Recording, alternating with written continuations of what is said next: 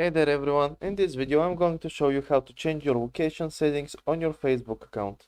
So open up Facebook, wait for it to load, then head over to your profile settings from here, click the little gear icon, and now we will need to scroll down to permissions. We have preferences, audience and visibility, and there we go, permissions.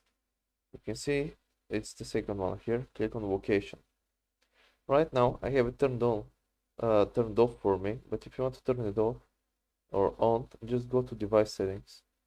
It will pop out and you can just click Android settings and it will take you direct there.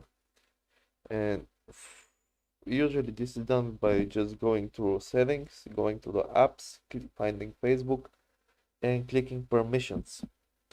So from permissions you can see all the permissions it has allowed. So on location you can just click allow only while using the app.